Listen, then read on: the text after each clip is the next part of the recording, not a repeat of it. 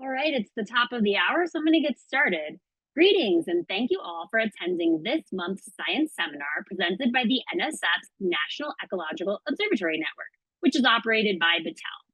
Our goal with this monthly series of talks is to build community among researchers at the intersection of ecology, environmental science, and neon. We're very excited to have Lynn Martin and Vania Assis here to present today. Before we turn it over to the speakers, a few logistics. We have enabled optional automated closed captioning for today's talk.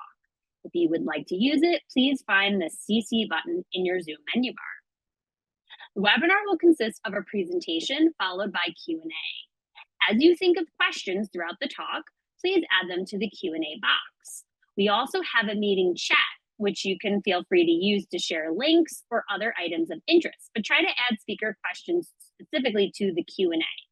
We will facilitate discussion at the end, and there will also be opportunity to ask questions over audio if you prefer. NEON welcomes contributions from everyone who shares our values of unity, creativity, collaboration, excellence, and appreciation as outlined in our NEON Code of Conduct. This applies to NEON staff as well as anyone participating in a NEON event. The full Code of Conduct is available via a link that I will share in the chat in the moment and is also available on the bottom of the Science Seminars webpage. That's right down here.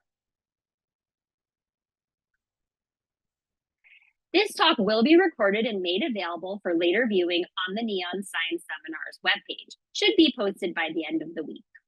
And lastly, if you have ideas for a talk for this seminar series, nominate yourself or a colleague today by filling out this form on our Science Seminars webpage. Nominate a seminar speaker. We would love to hear from you. So now I will turn it over to Sarah Paul to introduce today's speakers. All right. Hello, everyone, and thanks for joining. I'm very pleased to introduce Dr. Lynn Martin and Dr. Vania Assis, who will be giving a joint presentation titled Habitat Effects on the Ability of a Common Rodent Species to Serve as a Host of the Bacteria that Causes Lyme Disease. Dr. Vania Assis is a Brazilian scientist and postdoctoral researcher at the University of South Florida, who specializes in ecoimmunology and disease ecology. Her research focuses on how environmental stressors impact immune responses in non-model animals, with applications to wildlife conservation and public health. Dr. Assis is a passionate advocate for ecoimmunology and has served as a guest editor for 3 special issues in renowned scientific journals. She is widely published, has presented her work internationally, and is dedicated to mentoring students while promoting diversity and inclusion in STEM. Dr. Martin is a professor at the University of South Florida.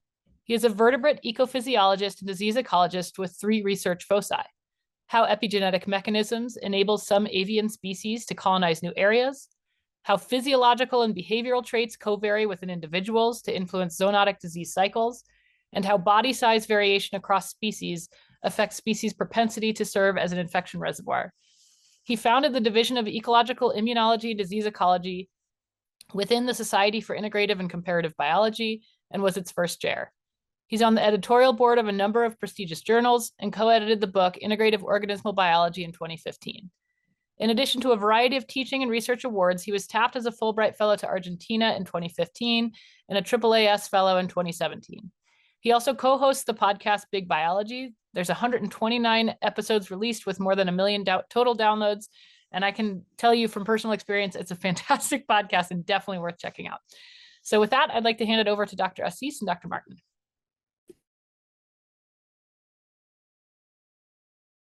Excellent. Okay, thank you very much. Can everyone see my screen okay? Yeah, okay, excellent. Thank you for the invitation. Thanks for the the time and attention to join the seminar today. What Vania and I want to do is give you a little bit of an introduction to the work that's been going on in my lab, but then also in collaboration with John Orrock's lab at the University of Wisconsin. And so what we're going to do is hit a couple of topics. Let me put this in presentation mode first. Sorry. The first thing that we're going to do is define this word host competence as we understand it. And then we're going to talk about the influence of climate on competence of a particular species for a particular pathogen, tackling that issue from a couple of different perspectives: the host behavior, host immunity, We're going to do a little bit of methodology to engender some trust in terms of one of the critical elements of our study. And then we're going to use that methodology to talk about the resistance and tolerance of this host for this pathogen. All right, so let's start with definitions. I think we probably all have some general understanding of the concept of host competence. It's a concept that has dominated the way that we think about infectious disease dynamics in lots and lots of different systems.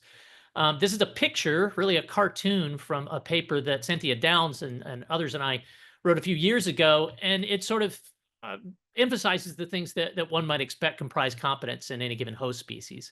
So we've got factors on the left that are influencing the exposure of a host to parasites or vectors or maybe other infected hosts. We've got traits underlying susceptibility, external barriers, internal barriers, including constitutive immune defenses. We've got the suitability of the hosts, which obviously also includes physiological defenses, like the immune system, but maybe not so obvious things like the available nutrients in the host and even the niches that pathogens could take residence. And then lastly, transmissibility. So behaviors and other phenomenon influencing how long a host is infected and its disposition to contact other susceptibles, including things like the sickness behaviors that often occur when lots and lots of animals are infected.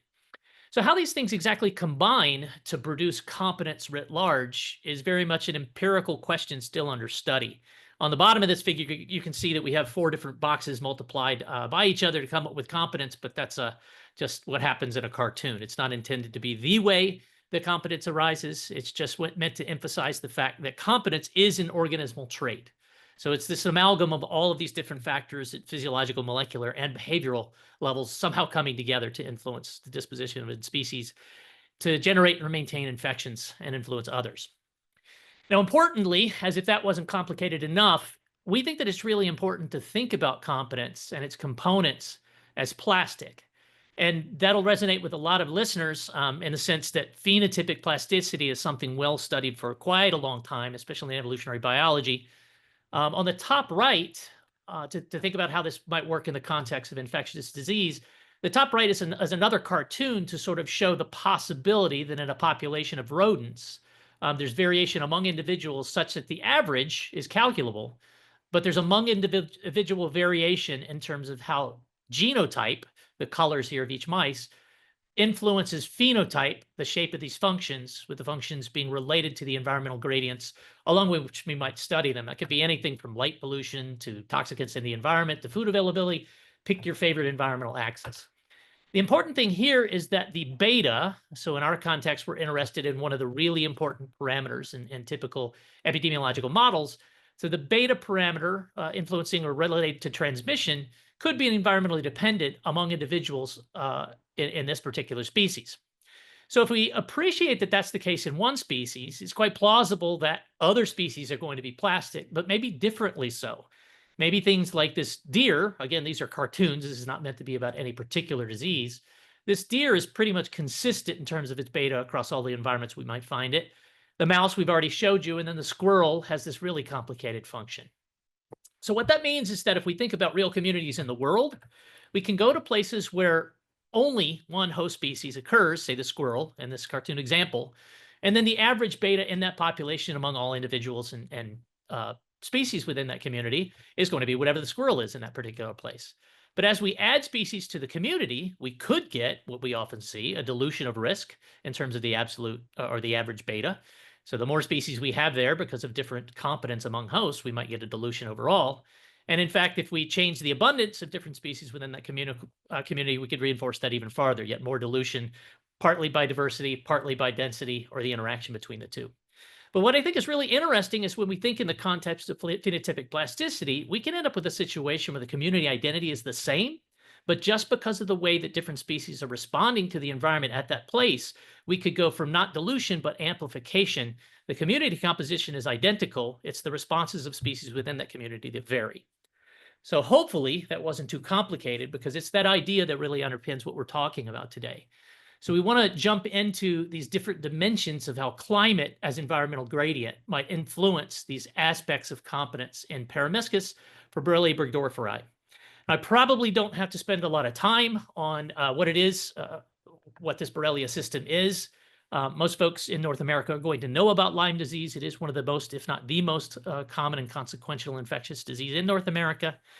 It is a tick-borne disease, and although ticks are biting hosts at multiple different times in the life cycle of the pathogen in tick, it's really going to be the nymphal ticks that we're going to worry about. It's going to be this stage of the life cycle that's transmitting the pathogen, the bacterium, into hosts.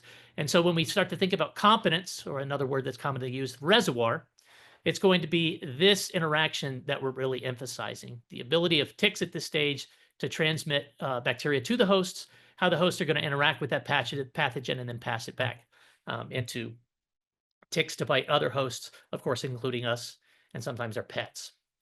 So our focus today is going to be on one of the most important in terms of the different places where it occurs and the abundance of the species across the North American range of this infectious disease, Paramiscus leucopus. So probably one of the most common mammals in most of the places that Lyme disease is a problem. And through experimental studies and lots of field work, one of the species that we really want to worry a lot about with regard to the dynamics of this infection. So a few years ago, John Orrock and I spoke with NSF about the opportunity of sort of doing disease ecology using neon. And it really didn't take very long for us to get very excited about this when you put together things that were already interesting us and things that are already in place for neon. So what this map shows is the distribution in yellow of the species across North America, as well as most of the terrestrial neon sites. And the important thing to recognize here is that Paramiscus leucopus is in a lot of the different places that we might want to study it. And moreover, if we look at natural and anthropogenically induced changes in habitat across those various sites, we see extensive variation. So what I've done in these 4 different scatter plots on the right is just to show the relationship with latitude, which is just an arbitrary way of organizing the data, against mean annual temperature, predictability in temperature month to month, as well as human modified land cover, or another way to think about that is just an index of urbanization, and then the intensification of urbanization over the last 20 years or so. And what you can see is that in terms of urbanization, for example, there are some sites that are quite modified and other sites that are quite natural. And so John and I were interested in asking about, is it possible that local climate or other factors are causing phenotypic change in these populations and somehow influencing the disposition of the species to be a host for this zoonotic pathogen? So again, all of you that are here, I probably don't need to sing the praises of what neon represents. It wouldn't be possible to do a study of this geographic scope without some kind of an infrastructure like neon. If it wasn't for the amazing efforts to collate and collect and curate the data, we really wouldn't be able to ask about things like individual recapture rates and what it means about how many times a mouse has been captured and its disposition to carry ticks. Likewise, we wouldn't be able to, and I have to credit John for this, come up with this really sophisticated way of figuring out when and for how long a rodent is active in traps by using eye buttons. And we wouldn't be able to ask or do some kind of immunology on free-living mice. Neon is already taking these small biopsy punches for the penny of mice as they capture them, preserving those for many different purposes. And in our case, we're getting them to measure the bacterial burden and the expression of a variety of different immune genes in those mice. So really exciting opportunities. When we started to get into this system, again, the existing infrastructure of neon lent itself to figuring out whether there were particular systems worth tackling. What was it that we might try to do? What disease system might be most useful? Arguably, it could have been a hantavirus. There's other things that might have been considerable. What made the most sense was Lyme disease when we found out that the ticks that are carrying Lyme disease, in fact, if you go to very, very cold places, they're much more likely to be infected by Borrelia burgdorferi than ticks captured in the warm sites. So what we did was to propose to NSF to try to figure out these various aspects that I'm going to tell you about. Are those influenced by climate at the different sites, and how do they come together to influence overall risk for wildlife and risk for people? So the first thing I'm going to do is talk about a study that was led by a former postdoc in John's lab, Ali Bream. Ali and John asked the question whether the sex, size, and behavior of an individual mouse affected attachment on that mouse. Now, in this study, we weren't yet using the I-button techniques or sort of any active efforts by us in the field. We were relying on data that Neon had already collected. And I think I wouldn't be asking you this question if I didn't have an answer for that. Yes, these factors do in fact influence whether ticks are on mice. The first thing that I'll show you, as you might expect, is that the distribution of prevalence of ticks caught on mice is quite variable across the many places that we get leucopus. So we've got some sites up in the Northeast where tick attachment is as low as 1 to 4%, and then other sites in Northern Virginia that is as high as 50 to 69%. These data were aggregated over the course of 2013 to 2022. So are there traits of individual mice that predict their disposition to be carrying ticks? For the sake of time, I'm not going to go through the sophisticated path analysis that Ali put together. But again, the answer is yes, and I'm going to draw your attention to body mass. It, more so than sex, predicted whether ticks were attached to mice. You can read about this in all of its glorious detail if you'd like in ecology. I'm just going to jump right to the end of the story and say that the distance a mouse is moving, as well as how big it is influencing not just how many larval ticks are captured on mice. You are seeing a dimorphism here, females and males carrying different numbers. But again, the larval ticks are not the ones that are transmitting the bacteria. And yet when we look at the nymphal ticks, the ones that we would be worried more about, again, mice moving longer distance and carrying more body mass are more likely to be carrying a tick.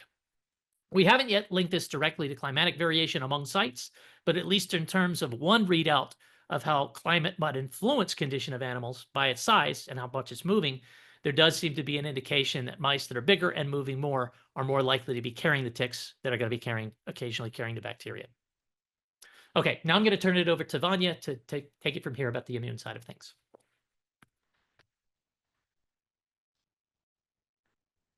All right, thanks, Marty. So I'm gonna share my screen now.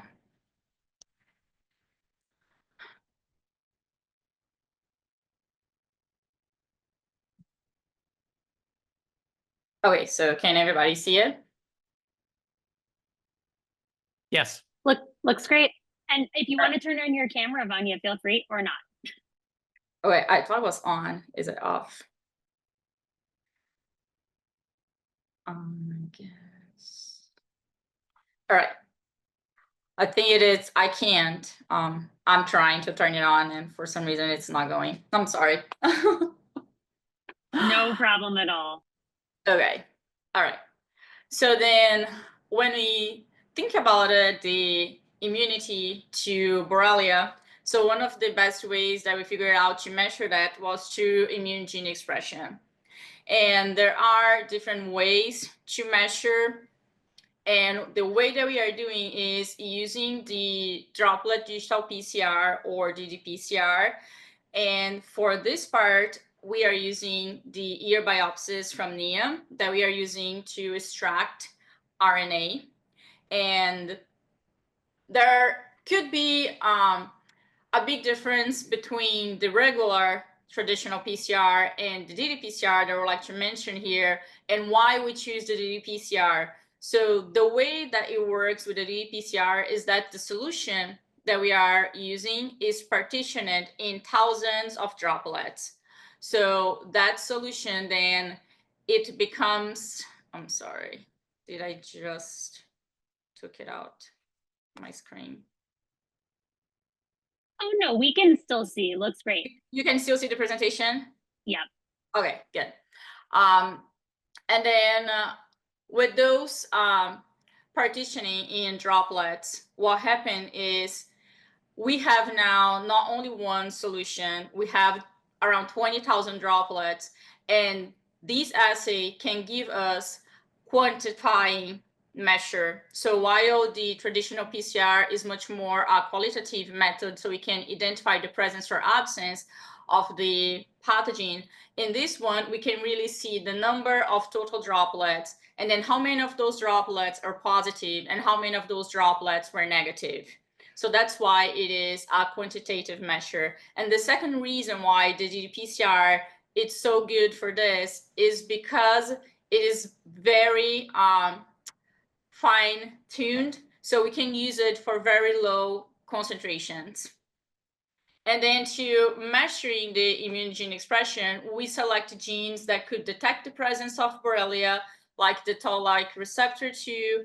We also chose genes that mediate the clearance of the bacteria, like interferon gamma and interleukin 6, which are both pro-inflammatory cytokines, and also some targets that would mitigate the negative effects of a bacteria infection, like interleukin 10 and tumor growth factor beta, which are both anti-inflammatory cytokines, and also GATA3, which is a factor that was already related to tolerance in voles to microparasites.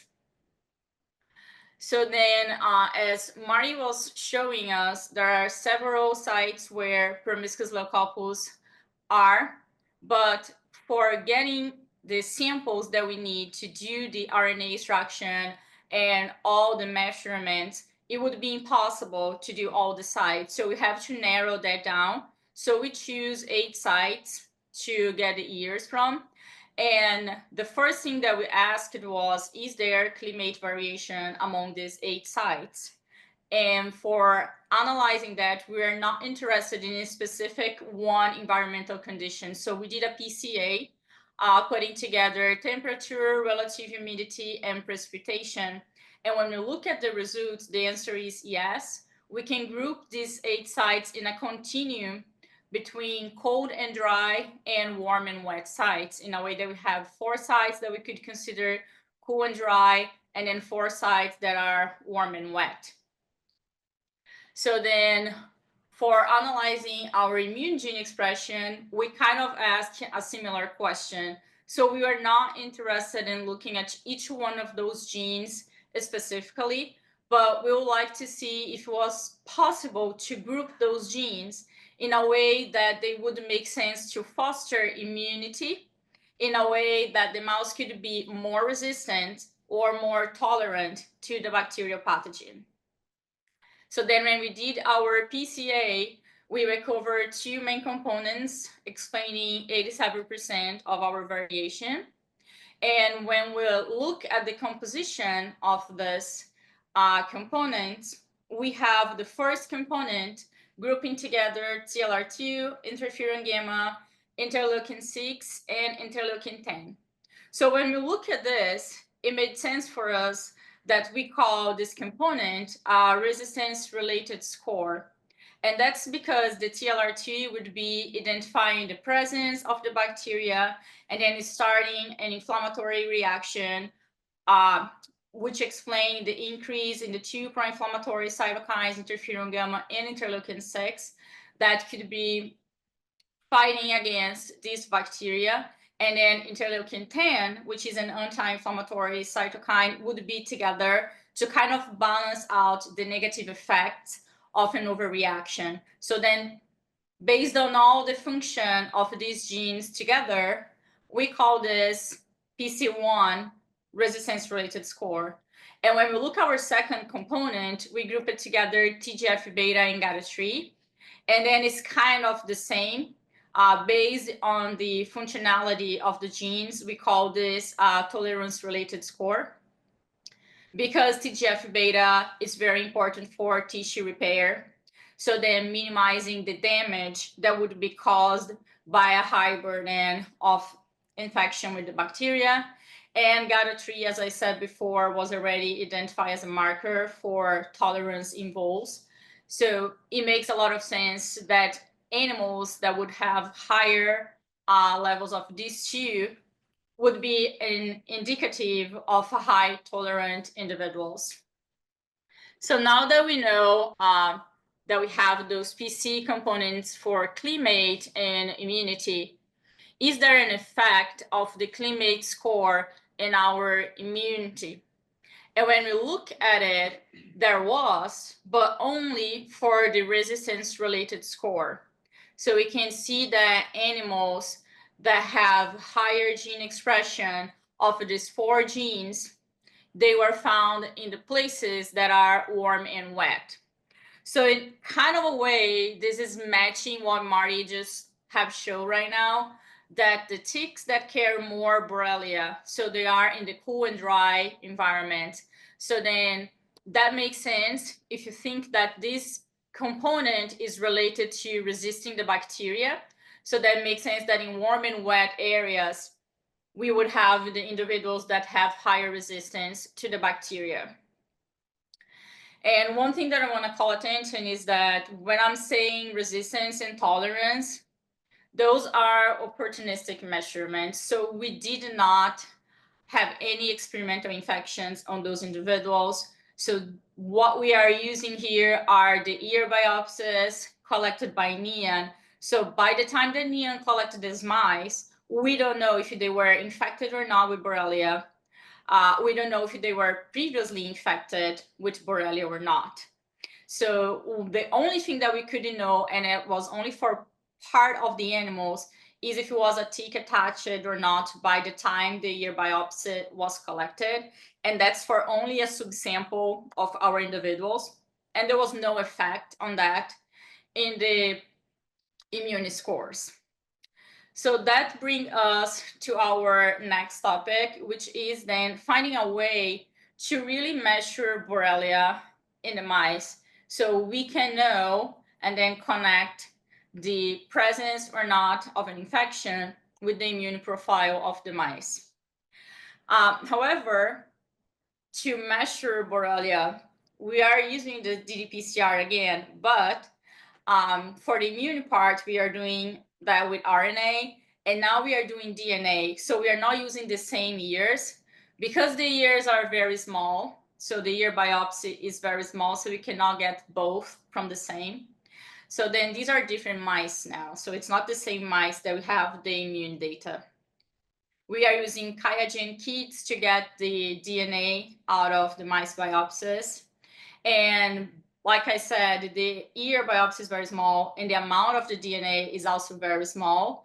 So we are doing the qubit to measure how much DNA we have, because measuring it with the nanodrop, it's very not trustable when we got these small values. And for the ddPCR, we correct our assay to use 50 nanograms. So we correct all our samples, the volume according to have 50 nanograms in the assay. And we are targeting OSPA for the bacteria and RPP30 for the mouse. We are not only saying yes or no, like is the animal infected or not, but we can really measure the burden because like I mentioned before, ddPCR is a quantitative method. So we can have a ratio of the bacterial DNA in relation to the host DNA. So that we can really measure Borrelia burden. And for all our assays, we also have a positive control, which is Borrelia DNA extract that we bought from ATCC, and a negative control, which is DNase-free water. So I've been talking about the ddPCR for a little while, and I don't know how much you are familiar with that. So this is how it looks like when we are doing the assay. And then the first image that we have right here, it's water. So all these droplets that you can see here, they are gray and they are negatives. So in the y-axis, we can see that the values go up until 1200, and then the x-axis is the same. And in this figure right here, we have the RPP30 and negative droplets. So we are still around 1,000 on this, but now we go up to almost 10,000 in the X. And this is the dyes that we use. So X is X dye, and then Y is the FAM. So these mice was not infected with Borrelia. Now, when we look at the two bottom charts, we can see that this one is OSPA positive. So we have droplets that are blue, and now the y-axis go up to 10,000. And we still have negative droplets and the RPP30. And just looking at this image, we can see and say that this animal has more Borrelia than this one. So we can see a lot more droplets here that are positive for OSPA. And also right here, we have droplets that are orange, which means that they are double positive. So then we have on the same droplet a copy of OSPA and also a copy of the RPP30. And this is our dose response curve. So just using the DNA extract to make sure that what we are measuring really is Borrelia, and when we can find a threshold to really know how much we can measure and how much we cannot measure. So when we look at here on the graphs, we can see that as we do the serial dilution, we found less positives and more negatives. So we can see a decrease on the blue and an increase in the gray. And that's the same thing that happened here with our curve. So we can see a decrease in the number of the copies that we can get as the number of the colony forming unities are decreasing.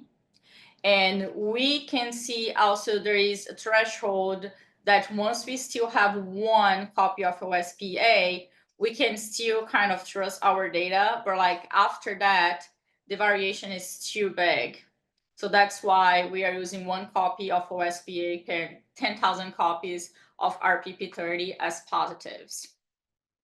So then once we can measure this, the first thing that we did was looking at how is our approach and how is NEOM approach, because there are some differences in the way that we are both measuring the pathogens. So then our approach is targeting the ear biopsies, and most of the NEOM pathogen data is run with blood samples. And we are doing specific DNA extraction while NEOM is doing total nucleic acid extraction. And we are doing the qubit quantification of DNA of each one of our samples, so we know exactly how much DNA we can get from each one of our individuals. And for NEOM, there is no quantification. And we are correcting all our samples to have 50 nanograms for each one of our animals in the assay. And NEOM just uses 1 microliter of the total nucleic acid.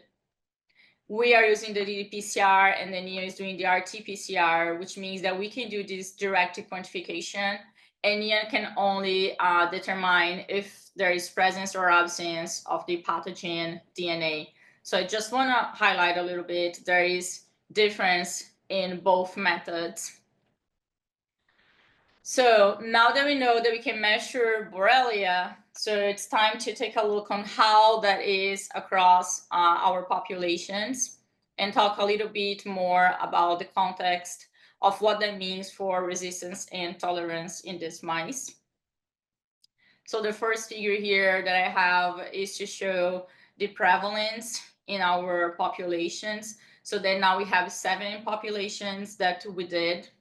And when we look at the data, we can see that the prevalence is a lot higher in mice that are in warm and wet sites, which was kind of surprising for us because we just saw that there is more Borrelia in the ticks from the cold environment.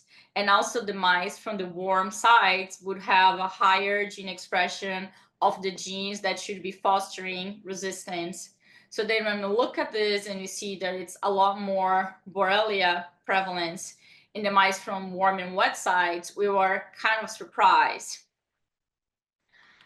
But what does that really mean, right? Because prevalence is a measure at the level of the population, but the resistance and tolerance, they are coming from the individual. So even though the mice that are from the warm and wetter sites, they have a high prevalence of Borrelia, what does that mean in terms of resistance and tolerance? So are those mice here? So even though the prevalence is higher, could they be more resistant so they have a low burden, or are they not?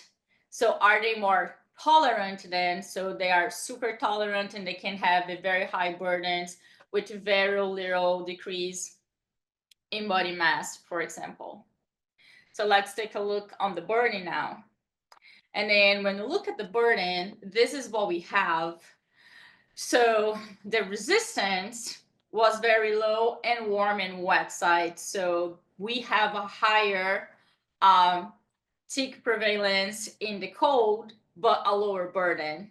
So our animals that are coming from these sites, which is our cold sites, they have a low burden, while our animals coming from the warm and wet sites, they have a higher burden. So then what exactly is happening here, we don't know. But if there is a transmission threshold, there is a chance that those animals would not be transmitting the bacteria to the tick, while those would. And then trying to see more about tolerance now. How is the tolerance of our individuals? So if they are not resistant to the bacteria. And when we look, we can see that they are all very tolerant. So there is no decrement in the body mass, even at very, very high burdens. So we don't have any indication that any of our mice is having any decrease in the body mass, even though they have very high burdens. So apparently they are all very tolerant.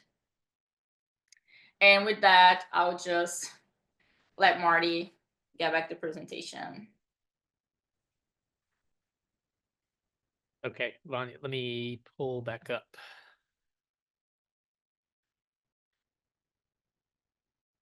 Sorry.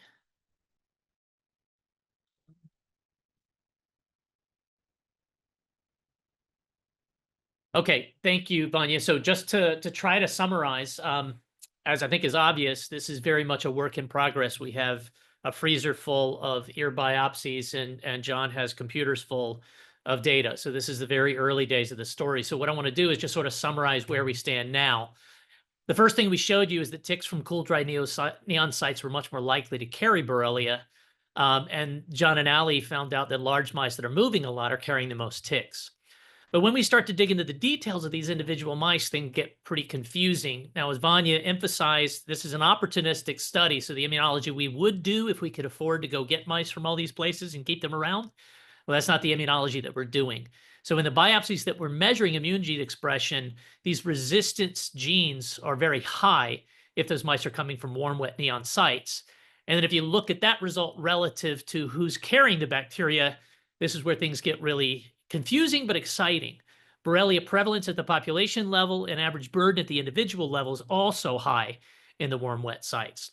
Now, what's quite interesting, perhaps concerning too, is that it didn't matter where mice were from. They were all maintaining their body mass. We were able to find big and small mice. These were all adults that were carrying sometimes very large loads of Borrelia without any obvious sign of an influence on health. Alan Barber and other folks have done really nice experimental work showing that that's often the case, that somehow these mice are just extremely tolerant. But it was interesting to see when we had loads of field samples, and in fact, there's no relationship between something that should be sensitive to environmental condition, maybe a proxy body condition, and the bacterial burden. So if we put all of that together, there does seem to be a role for the environment on variation of behavior and immunity in individual mice and their disposition to carry Borrelia, in other words, their competence for Borrelia. Behaviors affecting tick exposure and body size probably have very strong effects on the risk of infection. But there does seem to be some immune-mediated resistance in warm, wet sites. It could be, in fact, that there would be much, much higher Borrelia burden if it weren't for that climate potentiation of resistance genes. Those are things that we should eventually be able to work out correlatively. Experimentally, again, that's probably not going to happen with the current setup. So that could lead at the population level for prevalence to be much higher in warm, wet sites than it otherwise would be if there wasn't this facilitation of resistance in those locations. So our working hypothesis at this point, but again, this is very preliminary, that high Borrelia prevalence in ticks from these cool, dry sites is partly due to a weaker mouse immunity at those locations, but maybe also partly due to the need of greater amounts of movement and the need to sort of get food to fuel the immune system and other things in those colder locations. All right, so just to wrap up, shamelessly, I'm going to plug what Sarah mentioned at the very beginning. If you're interested in big picture sorts of biology, I encourage you to take a listen to this podcast. And we did, about 20 episodes ago, talk to Scott Collins and Alan Knapp about neon specifically. So that maybe is one of particular interest to this group. All right. Last thing I want to do is, of course, thank the many, many people that helped make this project go. Without the generous contributions of undergrads and graduate students in the lab, as well as collaborators across the NEON network, our colleagues at Wisconsin, of course, and then many other folks across the U.S. who were generous with their sort of ideas and methodologies, especially as the quantification of Borrelia goes. And then finally, of course, I can't forget to thank the National Science Foundation, not just for supporting NEON, but supporting John and me with the recent NSF grant. So I'll stop there, and Vanya and I can take questions.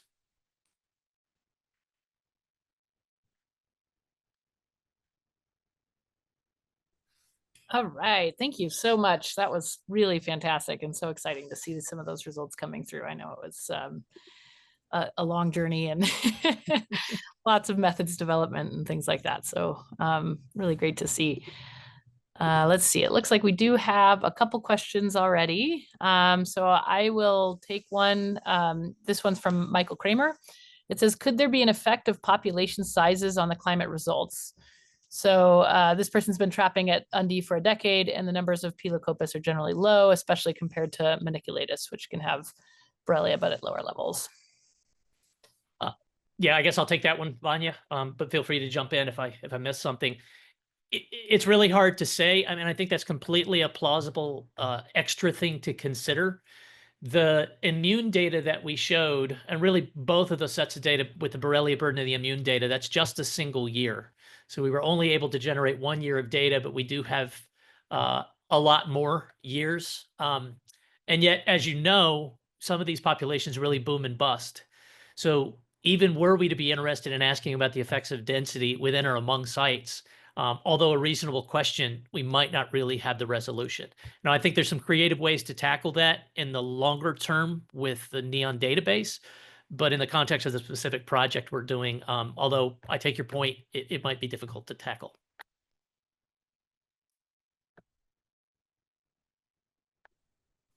All right, great. The next question is from Andrew Bennett.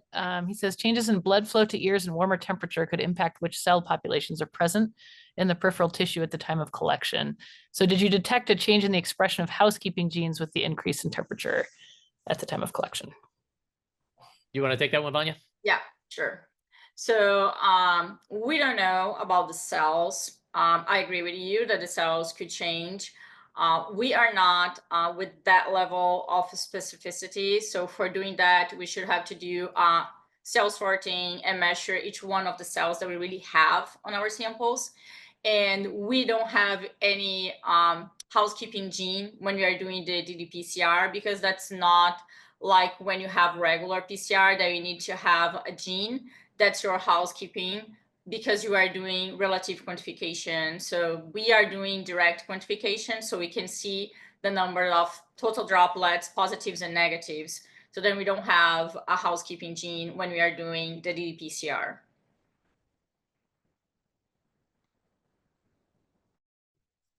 All right. I see that someone does have their hand raised. Sarah, do you think, should we take a question over audio? That would be fantastic. Sure. Do you know how to turn that on Okay. for them? I think they have been given audio permission. So yeah, Roland, you should be able to go ahead. All right. Hey, everybody. Nice talk, guys. It was really fun. And my question is about the kind of temperature gradient, which, of course, might not be due to the temperature, but to something else along that same gradient, which I immediately think of diversity. And so maybe taking Lynn back to his, or Marty back to his tropical roots, like, do you think there's going to be a more diverse set of parasites and diseases that the warmer, hotter mice might be experiencing that would change how they're responding to Borrelia in specific, compared to, I think up in Michigan and Wisconsin and New Hampshire, there's probably fewer diseases that they're likely to be getting. Yeah, thanks, Roland. I mean, that's a great question. It's not the present focus of what we're trying to do, and to nail that, we would have to take I would want to take a more rigorous sort of molecular dig into the possible parasites that are there. It is in a way doable, and maybe it's even tractable with the sort of general tick-borne disease surveillance that's already being done by NEON. It's to your grander point, though, about other factors besides the climate piece that we've emphasized. What else could be important? Lots of things could be important. I mean, this is the sort of the good and the bad side of doing these kinds of studies. The awesome thing is that it's across most of the U.S. The unfortunate thing is there's a lot of other reasons. There's a lot of other forms of variation than that, which but I guess I was wondering if based on your experience, you had any predictions of how that would play out on the immune system function overall. It's difficult to say. I mean, I can make arguments, as I made for many years, that investments in the immune system should sort of track overall risk, but the specific way that investments would read out, particularly in the immunology that we measured, those genes are fairly generic, right? So they're going to be protective, especially against bacterial pathogens, especially against novel pathogens. So I don't know, to link diversity in the pathogen community with that particular flavor of defense, I'd have to think a little bit about that. I mean, again, I think that's a reasonable point, but really trying to connect all of the dots it'd be pretty challenging. I don't know, Vanya, do you have any thoughts on that? No, I think we even talk a little bit about it, and it's what we have said. We don't know the past of the animals, if they were infected or not, if they were infected by mite and one pathogen or not, if they were infected by virus and bacteria at the same time or not. So then it's like a black hole in that sense. It might be, so we know there is interaction. There are several studies talking about co-infection, that when the animal is infected by more than one pathogen, that could increase their immune response generally. So I think that might be what you are more interested in to know. It's like if this type of difference that we are seeing might not be only related to the climate, but also because in the warm sites, the animals are much more prone to find multiple parasites at the same time, because the diversity of the parasites would be bigger. So then, yes, it is possible, but we cannot say anything right now about that.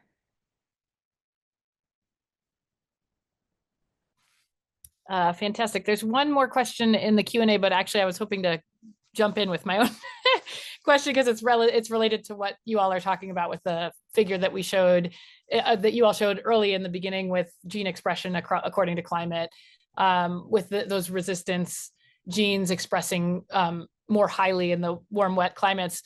And then correct me, it's possible that I'm not putting pieces together correctly and or being naive about the immunology, but it sounded as though there's also higher Borrelia Lyme burden in the warm and wet sites. And so could it just be that difference in infection that's driving the pattern? Is that does that make sense? Like, are they more likely to express resistant genes if they're exposed to the pathogen than if not? Or I'll take a first stab at that, Vanya, but back me up if I'm leaving parts out. Yes, Sarah. I mean, that's a plausible expectation. One of the reasons that I don't favor it is that in principle, these genes should wink on and off fairly rapidly. So when the exposure first happens, the mouse ears, as the tick bites and the bacteria sort of first is introduced, they should go crazy, but that they should be persistently expressed would be kind of surprising. Now, wildlife continue to surprise us with their immune systems. I think what happens in domesticated conditions, especially in mus, is probably not reflective of what goes on in Paramyscus. I mean, the responses of Paramyscus and mus to Lyme bacteria are profoundly different in many, many, many different ways. But I don't think that that's possible. In a way, it will be indirectly testable, because once we've run all of the samples, we will have enough individuals for which we know Borrelia burden and the expression of these genes, but that's down the road. The ideal thing would really be to dissect the immune system, immune response a little bit more than we're able to do. But yeah, I think just because of the transient nature of the expression of these, almost all of these genes, it's not likely we would see the pattern that we did if it's just because the mice got infected. The chances that they were infected yesterday, the day before they went in the trap, is probably low. Anything to add, Vanya? Thank you. That makes a lot of sense. I'm wondering, as the project moves forward, if there would be any utility for, because obviously some of the individuals we will have that kind of PCR-based presence absence, which isn't burden, obviously, but I don't know if that would help tease out any of that stuff as well, but it's there. As you all know. Thank you. This is really exciting stuff. The next question I'll go to is from the Q&A. This is from Karen Peterson. I'm unfamiliar with ddPCR. Is there an advantage of ddPCR over qPCR? Yeah, so the most advantage that we have is that when you have very little volume, it is great. to use it, and also the direct quantification measure. So we can only measure burden right now because we are using the PCR. Otherwise, we could not do that if we're doing the RT-PCR. So then that's the high advantage, is the fact that it's a quantitative method over just yes or no.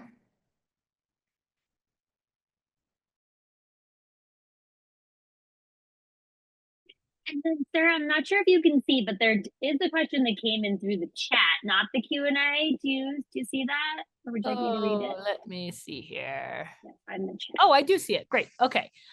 This question is the sites where the Paramiscus leucopus are taking temperature, humidity measures. Also, oh, so sorry, I'm not sure I understand the first question, but the second is explaining more about the eye buttons and how those work, which I think is a really cool part of the project. So I'll let you all do that. And then, I suppose the other piece of the question is, are there direct temperature and humidity measurements at the sites where the P. leucopus are being taken? So anyway, I'll turn it over to you. Yep. And John, are you here? Can I turn that over to you, Mr. I Button?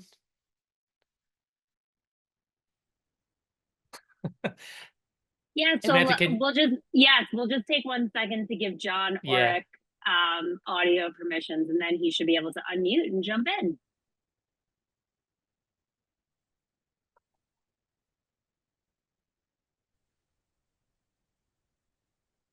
All right, can you hear me?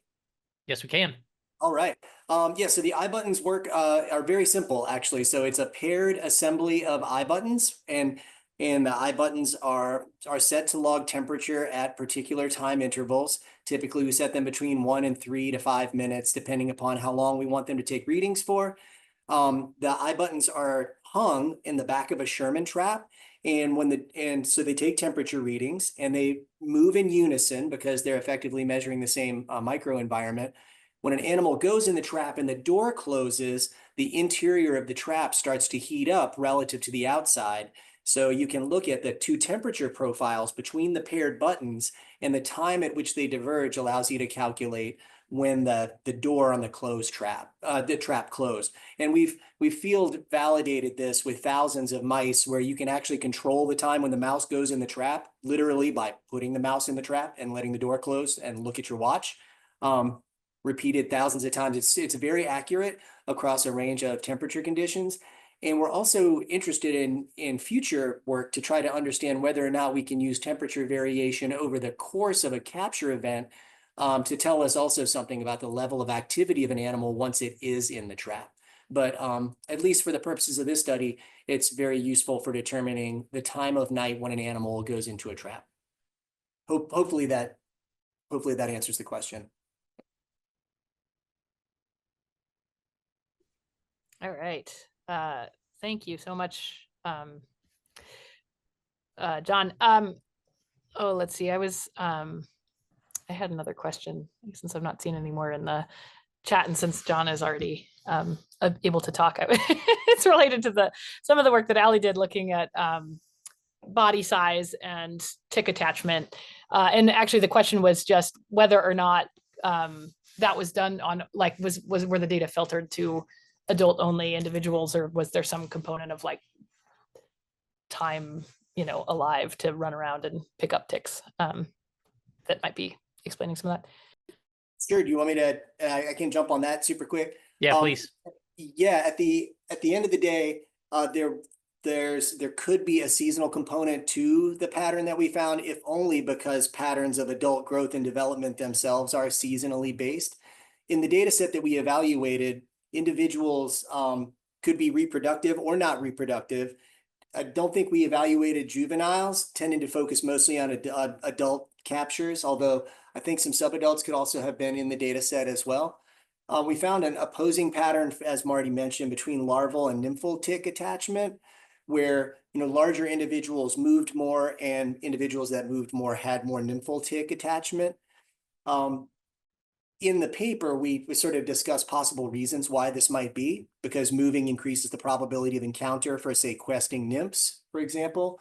But we could, with the data we evaluated, we couldn't also pull out whether there's some contribution of just the idea that mice, as they get older through the season, and ticks, as they move through their own life cycle, are more likely to coincide at that point. So later in the season, when the nymphs are out and the mice themselves are also more likely to be large, that coincidence could also, that pattern in the data would be ambiguous, and we wouldn't be able to reconcile it.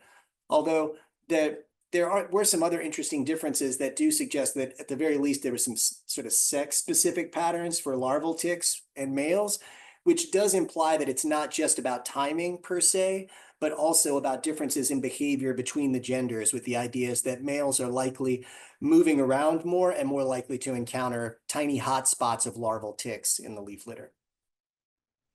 Yeah, that's really interesting. I wonder, I didn't see the data on the paper. I wonder if that paper was done before we started binning and estimating group numbers of ticks. So like at this point now, the idea was to kind of get at which ones have like massively high burdens. I think there's a bin. Yeah, no, we had to just go with tick, no tick, treat it as a binary.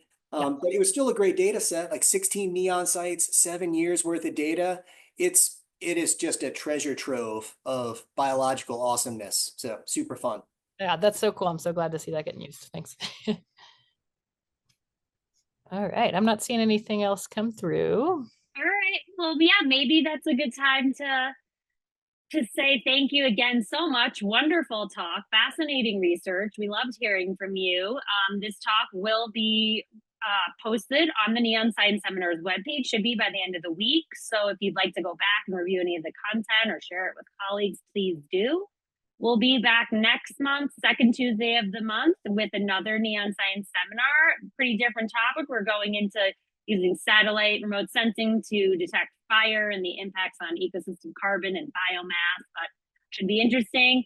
Thanks again for a great presentation, and we'll see everyone next time. Thank you.